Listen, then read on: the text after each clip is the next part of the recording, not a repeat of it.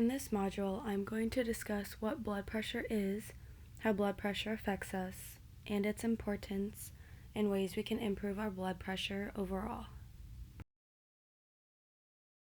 What is blood pressure? Blood pressure is the force of blood pushing against your arteries. It is presented with two numbers, a systolic over diastolic number. The picture to the right represents how blood pressure is displayed, along with the picture to the top right, to help describe both systolic and diastolic pressure, more of which we will get into on the next slides.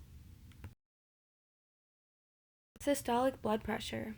The systolic number is how much blood pressure is exerting against your artery while the heart is beating. The two clips below present how blood pressure looks when flowing through our arteries. The far video to the right displays the flow of pressure when blood is pumped out of the heart. The video to the left represents what the artery looks like when pressure is flowing through the artery. Diastolic pressure. The diastolic number is how much pressure blood is exerting against your artery while your heart is resting between beats. The far video to the right displays the flow of pressure when blood is returned to the heart while the heart is resting and not pumping. The video to the left represents what the artery looks like when the pressure is flowing back out of the artery and returning to the heart muscle. Blood pressure has 5 ranges. The first is normal. That means you have a systolic pressure that is less than 120 millimeters of mercury and a diastolic pressure that is less than 80 millimeters of mercury. The second stage is elevated. Your systolic pressure is between 120 to 129 millimeters of mercury, and your diastolic pressure is less than 80 millimeters of mercury. The third stage is Hypertension Stage 1. Your systolic pressure is between 130 and 139 millimeters of mercury, and your diastolic pressure is between 80 and 89 millimeters of mercury. The fourth stage is Hypertension Stage 2. Your systolic pressure is 140 millimeters of mercury or higher, and your diastolic pressure is 90 millimeters of mercury or higher. The final stage is Hypertensive Crisis. Your systolic pressure is higher than 180 millimeters of mercury, and your diastolic pressure is higher than 120 millimeters of mercury. You can find these ranges located on the picture to the right. You will always see blood pressure presented in millimeters of mercury. An example of a blood pressure reading is when your doctor states your blood pressure is normal after taking your pressure. This means when your heart is beating, your blood is exerting pressure at 120 millimeters of mercury, and when your heart is at rest, your diastolic pressure is exerting force at 80 millimeters of mercury. Reference back to the last 2 slides to see the videos depicting the movement of blood flowing to and from our arteries. Blood pressure can affect our bodies in many ways, one being that it is a large predictor for cardiovascular diseases. High blood pressure can damage your health in many ways. It can hurt serious organs like the heart, the brain, the kidneys, and the eyes. Systolic blood pressure rises steadily with age due to increasing stiffness of large arteries, long-term plaque buildup, and increased incidences of cardiac and vascular diseases. High blood pressure can also lead to heart attack and diseases because the arteries are being damaged, leading to decreased blood flow and oxygen to your heart, resulting in potential heart failure, heart disease, chest pain, and heart attack.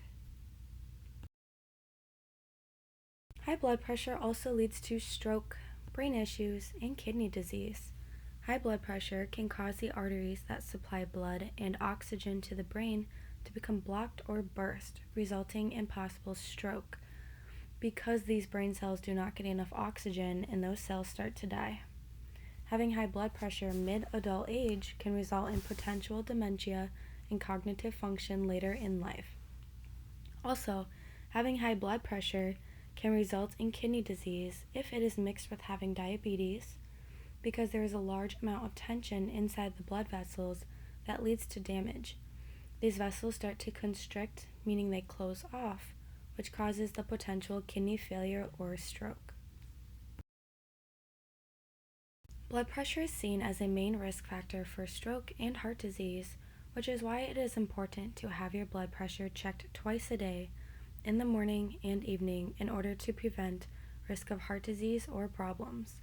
It is important that you speak with a health provider on how often to measure your blood pressure and how often to have it checked. If you have a history of high blood pressure, then you may need to measure yours more often than someone who has relatively low or normal blood pressure. There are ways that you can improve upon or manage your blood pressure with or without medication. Managing blood pressure is a lifelong commitment. Ways that you can manage your own blood pressure includes exercise regularly. Reaching 150 minutes a week, or about 30 minutes most of the days of the week, has seen to lower blood pressure by about 5 to 8 millimeters of mercury. Staying consistent with exercise is important because if you aren't consistent, blood pressure can and will rise. Eat healthy. Keep a food journal with you throughout the day to ensure you're eating fruits, vegetables, nuts, and protein. Not keeping a food journal can cause you to eat foods that are not planned in your day or eaten out of boredom. Reduce sodium in your diet. This can be done through reading food labels, eating less processed food, also known as shelf food, and not adding extra salt to food. Consuming extra salt, also known as sodium, creates your body to hold in extra water, which washes away salt from your body. The extra sodium can make it hard for organs like the kidneys to remove fluid, which can build up in your system over time, resulting in higher blood pressure. Just one level of teaspoon of salt has 2,300 milligrams of sodium.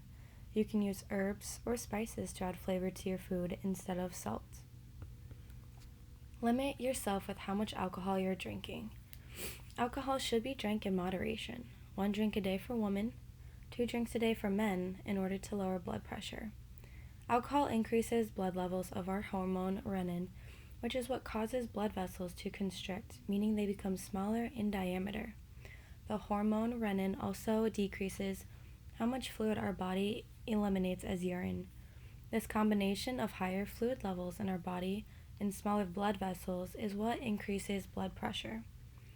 Ways you can be cautious of how much alcohol you store. Ways you can be cautious of this is how much alcohol you store in your home. Find ways to control yourself when you go out with friends and family, and maybe allow yourself a drink as a reward rather than a daily habit. Quit tobacco.